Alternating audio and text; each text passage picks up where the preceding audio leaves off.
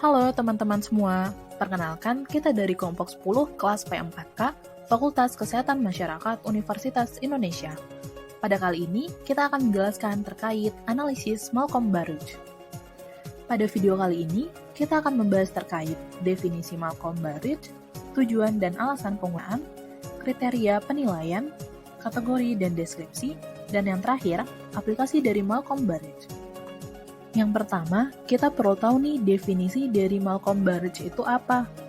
Malcolm Baruch adalah sebuah metode yang digunakan untuk mengukur keefektifan kinerja organisasi secara keseluruhan, termasuk organisasi kesehatan.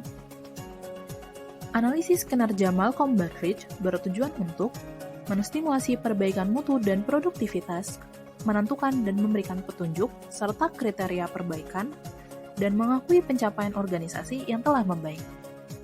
Berikut alasan penggunaan Malcolm Baruch.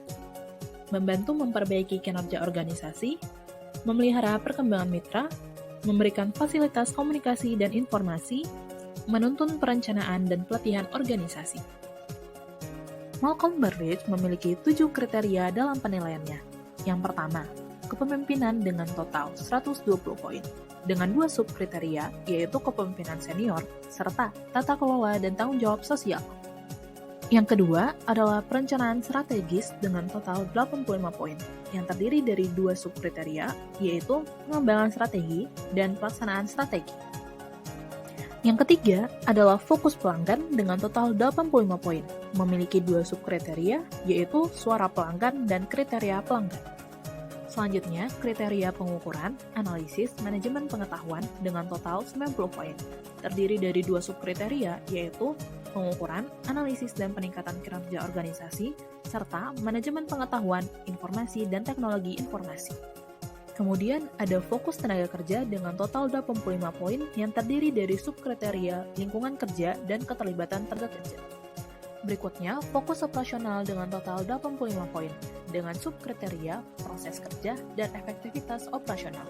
Terakhir adalah kriteria hasil kinerja analisis dengan total 450 poin, yang terdiri dari 5 subkriteria, yaitu hasil produk dan proses, hasil pada fokus pelanggan, hasil fokus pada tenaga kerja, hasil kepemimpinan dan tata kelola, dan hasil finansial dan pasar.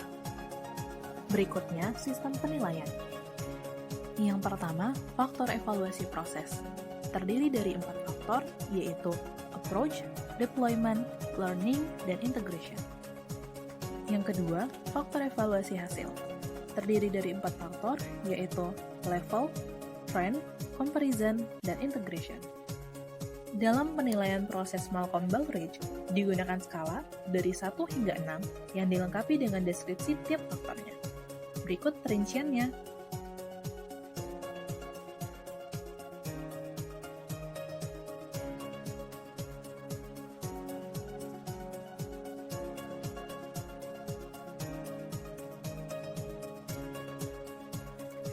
Setelah penilaian proses dilakukan, dilanjutkan dengan penilaian hasil yang dilakukan dengan skala yang sama, yaitu dari skala 1 hingga 6 yang memiliki deskripsi sebagai berikut.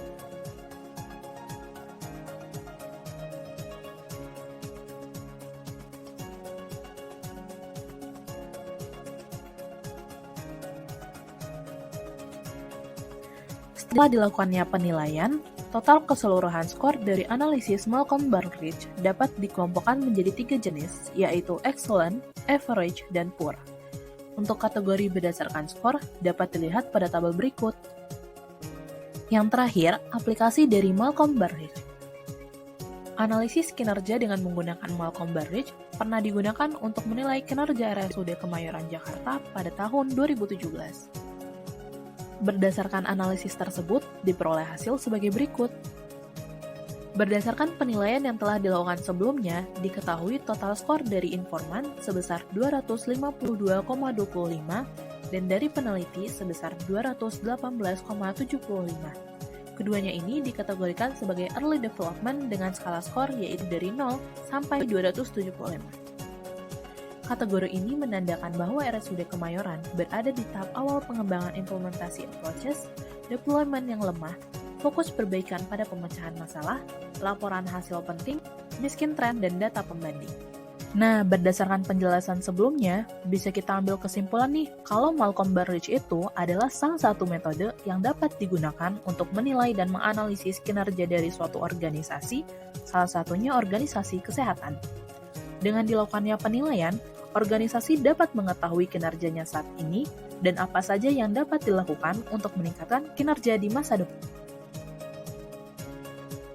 Berikut referensi yang kami gunakan. Sekian video dari kelompok 10, sampai jumpa di lain kesempatan, dan terima kasih.